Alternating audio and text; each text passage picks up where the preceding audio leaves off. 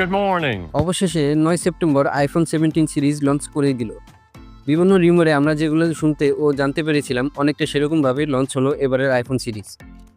এবারের এই সিরিজে 4টি মডেল আনা হয়েছে: iPhone 17, iPhone 17 pro, iPhone 17 pro max এবং আইফোন 17 এয়ার। আইফোন এয়ার এই মডেলটি আইফোন 16 প্লাস মডেলের বিকল্প হিসেবে আনা হয়েছে।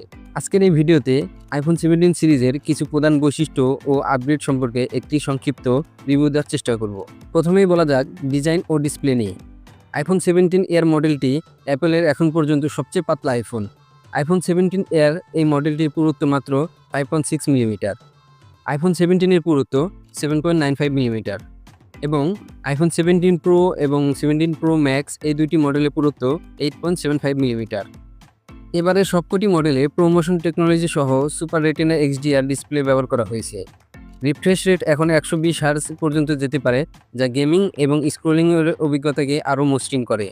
আগের মডেলগুলোর মতোই এতেও ডাইনামিক আইল্যান্ড ফিচারটিও রয়েছে। আইফোন 17 এবং আইফোন 17 এয়ার মডেলগুলোতে অ্যাপেলের নতুন A19 চিপসেট ব্যবহার করা হয়েছে, আর আইফোন 17 প্রো এবং 17 প্রো ম্যাক্স মডেলে রয়েছে আরও শক্তিশালী A19 চিপসেট প্রো। নতুন চিপসেটের কারণে ব্যাটারির কার্যকারিতা উল্লেখযোগ্যভাবে উন্নত হয়েছে। এবার প্রতিটি মডেলে উন্নত ক্যামেরা সিস্টেম রয়েছে। আইফোন 17-এ 48 মেগাপিক্সেল ফিউশন ক্যামেরা রয়েছে, যা 2x টেলিফোটো লেন্স সাপোর্ট করে।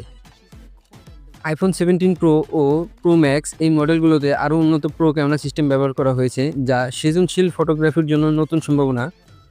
সব মডেলেই নতুন সেন্টার স্টেজ ফ্রন্ট ক্যামেরা রয়েছে, যা গ্রুপ সেলফির জন্য আরও ভালো। আইফোন 17 সিরিজ এখন 256 জিবি স্টোরেজ থেকে শুরু হয়েছে, যা আগের মডেলগুলো থেকে দ্বিগুণ।